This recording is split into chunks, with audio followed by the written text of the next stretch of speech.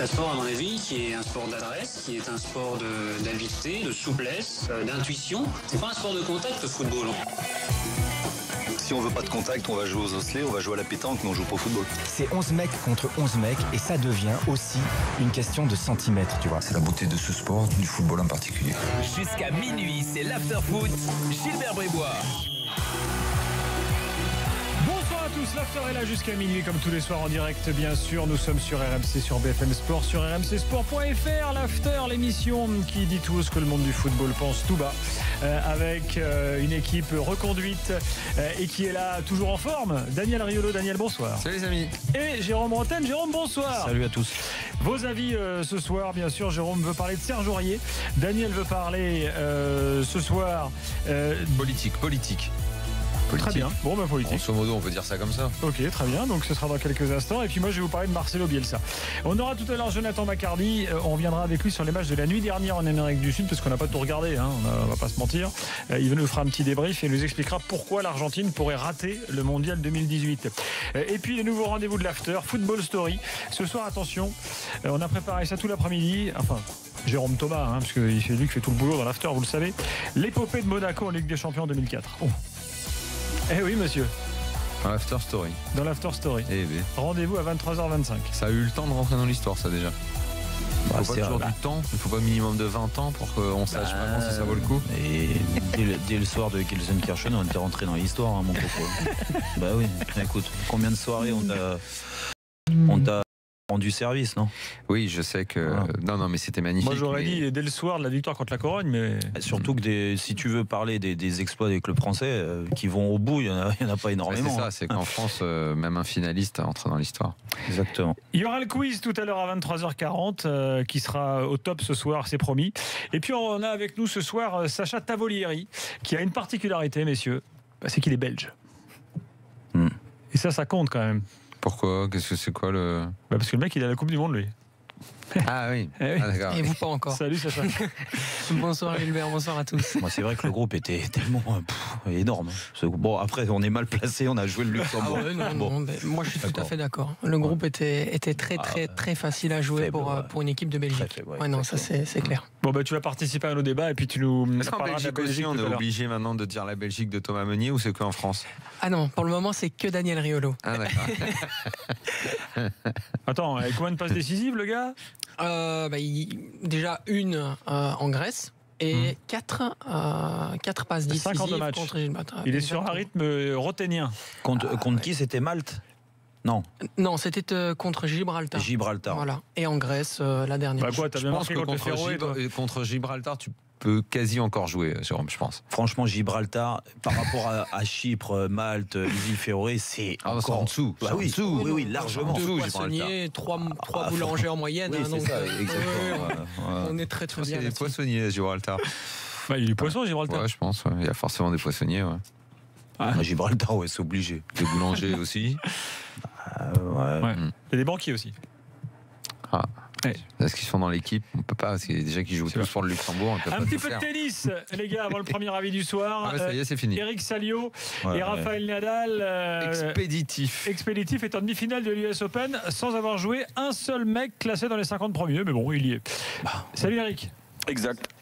Salut à tous, c'est une stat très rare concernant Rafa Nadal, mais voilà, il a profité d'un tableau effectivement aisé, victoire expéditive, une petite fessée pour Andrei Rublev, 6-1, 6-2, 6-2, il n'a que 19 ans, on en reparlera, mais bon là c'est fini pour lui, l'obstacle était vraiment trop haut pour le jeune russe, donc Rafa Nadal qualifié, premier qualifié pour les demi-finales, troisième qualifié pour les demi-finales de cette US Open, assez surprenant, et maintenant on est à un match du...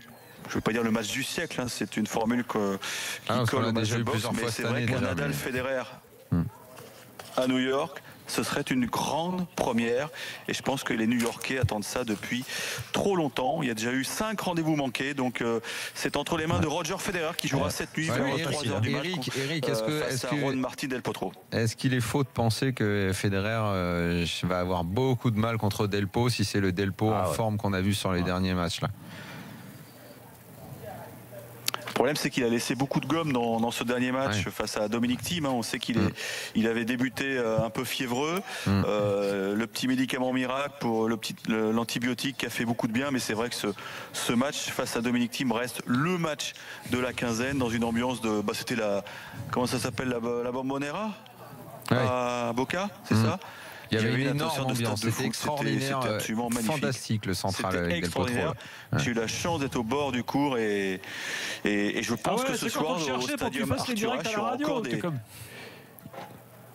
vous me cherchiez? Pardon. Non, c'était en pleine nuit, c'était impossible.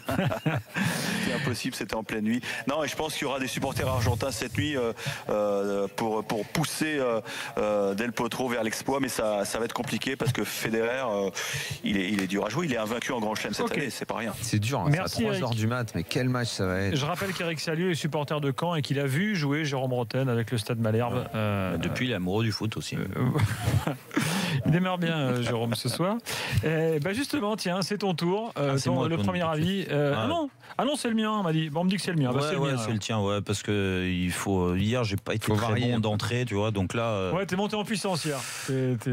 T'as fini fort, mais t'as démarré doucement. Tu veux le faire dans la deuxième heure? Non, on peut pas ça. On peut pas. Non, la deuxième heure. Faut pas le bordel dans le programme, Jérôme. Non, c'est faire ça dans la deuxième heure. La deuxième heure, c'est le duel avec toi. Donc. Allez, jingle Bribois. Attendez, mais qui c'est le patron ici? C'est moi quand même, non? Je peux en placer une. Oui, alors. Bielsa, j'ai envie d'en parler. Pourquoi? Parce que Gérard Lopez était tout à l'heure dans Team Dugas. Vous avez peut-être entendu. C'était assez intéressant, très intéressant. Complètement oublié. Il avait bien préparé son intervention, Gérard Lopez. On va pouvoir écouter quelques extraits dans quelques instants. Enfin, à l'écoute de Gérard Lopez, je me dis quand même que Bielsa, il part de loin.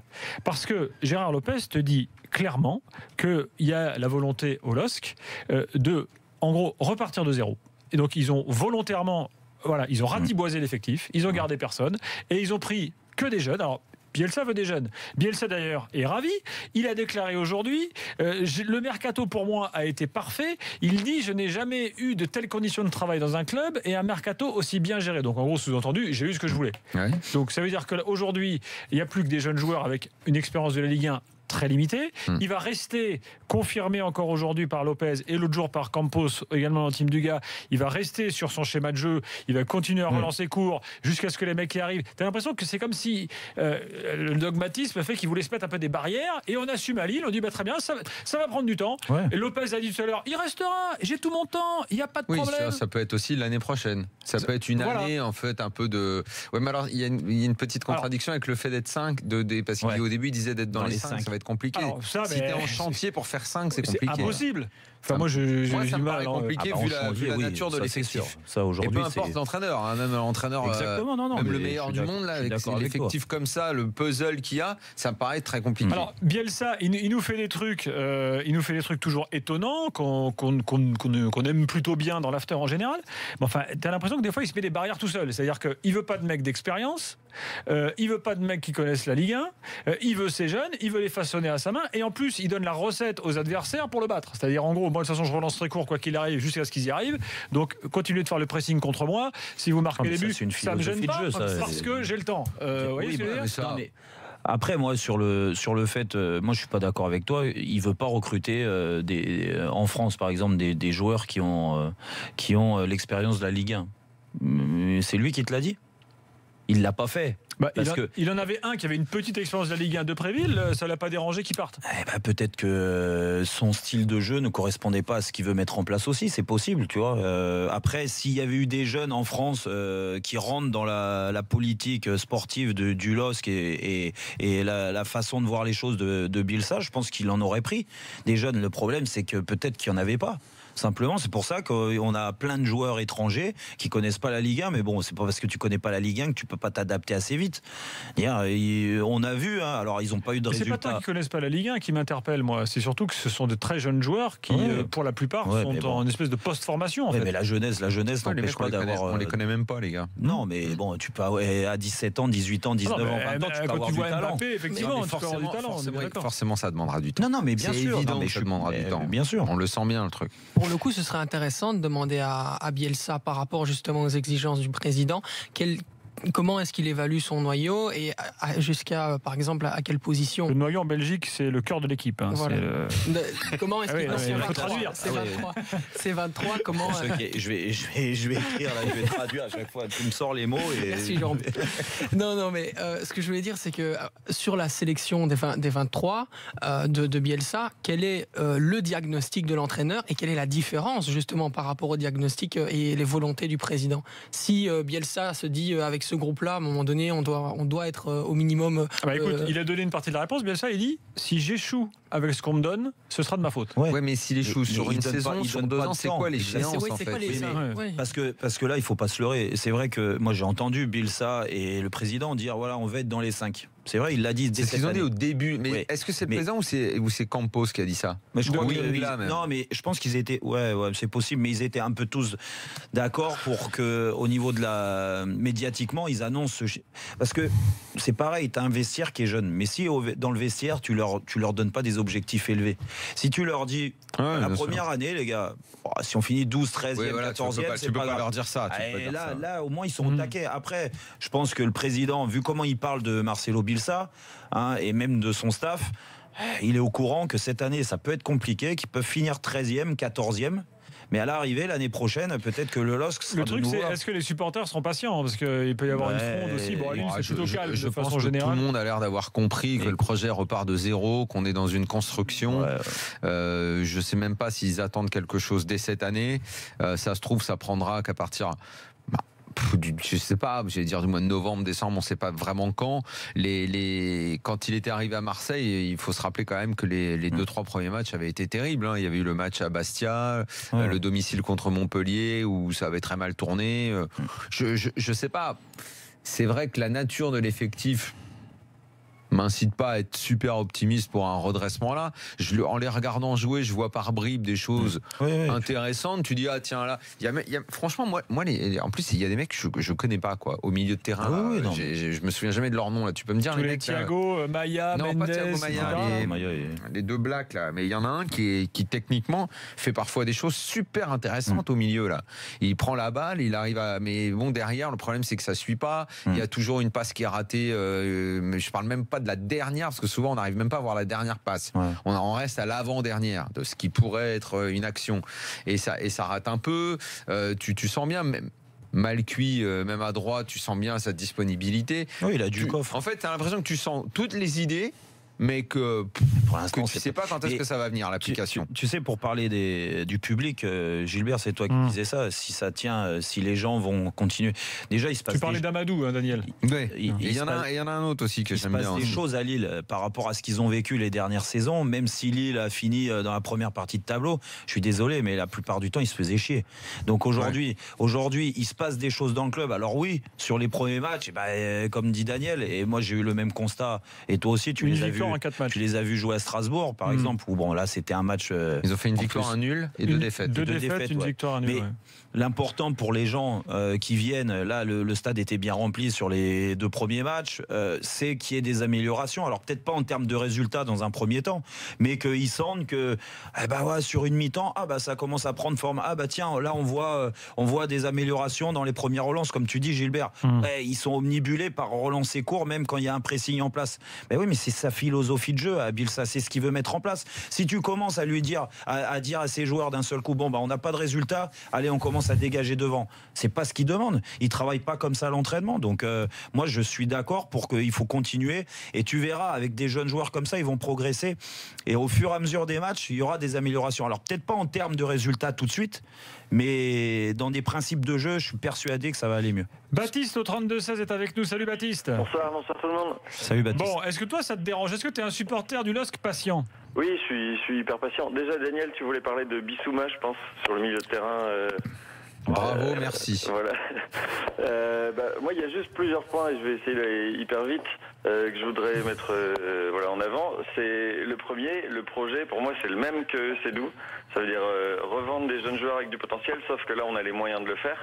Je veux juste rappeler les derniers mercato qu'on a fait avec des Nangis, des Talot, des Guillaume, des Guirassi et tout ça, qui étaient là au final la moitié des lofters, dont on s'est plaint, mais pour moi il y a 3 lofters qui étaient peut-être un peu dérangeants. C'est Mavouba parce qu'il n'a pas eu le droit à son au revoir, c'est peut-être Enyama et Bacha parce qu'ils pouvaient encore rendre service, mais pour le reste c'est vraiment juste des mecs sur qui on a mis pas mal d'argent et sur lesquels on s'est trompé. Là on a les moyens d'aller chercher d'autres joueurs. Voilà, il fallait faire table rase de tout ça. Donc il y a oui quelques mecs sur lesquels c'est dérangeant. Mais pour moi, à chaque fois, il s'explique. Même Depréville, je pense que il y a peut-être un moment où on n'est pas le PSG, on n'est pas Monaco, on a peut-être besoin de vendre des joueurs qui ont un petit peu de valeur. Il y avait qui? Il y avait Corchia et il y avait lui. Voilà, on a vendu les deux. Mais il faut qu'on soit patient. Enfin, c'est un nouveau projet. Tu vois, Baptiste. Bacha, il n'est toujours pas de club là? Non. Maintenant, tu vois, il y a des choses quand même que j'arrive pas trop vraiment à comprendre. Un mec comme Corchia. Avec Bielsa, je suis sûr que c'était le top. C'est lui qui voulait partir, je pense. Ouais, c'est ça. C'est Corchia qui a voulu partir. C'est ce que même lui a dit. Et donc on l'a pas retenu, donc il a demandé à partir. Bon, c'est vrai qu'en même temps, Séville, c'est formidable. C'est très bien tout. Disons qu'il n'a pas non plus été retenu. À partir du moment où il prenait mal cuit, c'est sûr que garder Corchia, c'était. Après, qu'il ait voulu changer, tu vois, j'en sais rien, même des mecs que j'aime bien, tu vois, genre Enyama ou Bacha était peut-être un peu cramé, tout ça. Je comprends ça. Sur Corchia, oui, si Malcuit arrivait, c'était pour que Malcuit joue, quoi. C'était pas pour que Corchia. Mais après, il y a peut-être aussi un petit déséquilibre au niveau du recrutement. C'est le seul truc moi qui me laisse un peu dubitatif, c'est que par exemple un arrière droit, on en a recruté un, on n'en a plus qu'un. Il y a Abe Guerrier qui peut soi-disant jouer à droite aussi, mais on s'est retrouvé à mettre Bissoum arrière droit. On a 4 ou 5 arrière-gauche. Au final, le dernier match, on met Thiago Maia arrière-gauche. C'est là où je me dis, j'ai l'impression que des milieux de terrain, on en a 6. Des arrière-gauche, on en a 5. Et voilà, il y a un petit déséquilibre à ce niveau-là. Mais il faut encore une fois que ça se mette en place. Je vois qu'il y a des jeunes comme Farage qui jouent. Ça fait combien de matchs qu'on n'avait pas vu des jeunes de la CFA rentrer. Ça aussi, c'est des choses qui sont importantes, quoi. Sacha, et ensuite on va écouter Gérard Lopez. Oui, donc je revenais par rapport à ce que tu dis. Souviens-toi, à l'époque où Marcelo Bielsa était entraîneur de l'Olympique de Marseille, la première chose qu'il a fait, c'est d'aller voir, parce qu'il avait justement à ce moment-là besoin d'un défenseur central qui savait jouer côté droit. C'était d'aller voir du côté, à l'époque il y avait ce qu'on appelle le loft à l'Olympique de Marseille, et il avait sous conseil de Franck Passy repris Rod Fanny. Est-ce que, moi je sais pas quelle est la qualité du groupe du noyau B ou des moins de 21, des espoirs du côté du LOSC, mais est-ce qu'il n'y a pas cette possibilité là également? En tout cas, dans les dernières interviews de Bielsa et de Lopez, si je ne me suis pas trompé, ils mettent l'accent aussi là-dessus, c'est qu'il y a des choses à faire avec ça. Et dans tous les cas, que ce soit au niveau des matchs amicaux, et d'ailleurs je pense que les matchs amicaux, c'est ce qui nous a donné peut-être trop d'attentes, c'est qu'ils ont été trop bien, peut-être à cause d'adversaires. Ça a coupé du coup. Alors tiens, puisqu'il y a un souci de connexion, Gérard Lopez nous a quand même expliqué qu'il y avait un groupe WhatsApp à Lille où il y avait sur ce petit groupe lui, Lopez, Ingla, directeur général, Campos, directeur sportif, et Bielsa. Le petit groupe s'appelle LOSC en guerre et en fait ils échangent sur tout ce qui se passe autour du club. Donc l'info c'est que Bielsa est sur WhatsApp. Voilà. Par ailleurs, écoutez-le sur le projet. C'est un projet qui peut avoir l'air extrême et qui est très réfléchi. Alors les résultats, on les contrôle pas, mais on est plutôt certain que les résultats vont arriver. Et le projet était très simple. C'est-à-dire, c'était de former une équipe de A à Z et de la former en fait à partir d'éléments complètement nouveaux. Le juste milieu, on le trouvera et nous on attendra parce qu'on est certain qu'on est dans le bon. Vous êtes prêt à attendre combien de temps? Le temps qu'il faudra. C'est du foot. C'est-à-dire que Marcelo Bielsa est sûr d'aller au bout de la saison. Totalement. Voilà, un dirigeant, un président qui laisse un crédit pour l'instant illimité à son entraîneur. Ça me paraît logique, quoi. Je veux dire, c'est Jean-Louis qu'on a entendu à la fin qui dit il est sûr de finir la saison. Mais arrêtez, et bien sûr, laissez-lui le temps quand même. C'est Bielsa, hein. Demain il peut se lever puis dire je me barre. Et c'est Bielsa, il a eu exactement ce qu'il voulait. Puis il a tout intérêt à faire ça. Je veux dire, l'un des premiers arguments quand il est arrivé, notre ami Lopez, du côté du LOSC, c'était je vais ramener Bielsa. Et donc du coup, il doit s'appuyer sur cet argument-là. Ouais. Peut-être qu'il n'était pas au courant de la météo aussi, il faut dire. Est-ce qu'on l'a prévenu? Est-ce qu'on l'a briefé? Bon. Retour en Belgique. La Belgique, je pense que lorsque la Belgique, c'est la même chose au niveau de la météo, c'est une catastrophe. Un peu pire, non? Ouais, c'est même. On remercie Baptiste au 32-16 et dans quelques instants, on va passer au sujet suivant avec vous dans quelques secondes. Tiens, on parle politique ou Aurier dans quelques instants? Franchement, politique, c'est à 23h50, ça. Ouais, c'est ça. Moi, je suis d'accord avec lui. Moi, je suis d'accord avec lui. Reportons. Allez, on se retrouve tout de suite dans l'after pour parler donc Serge Aurier. À tout de suite.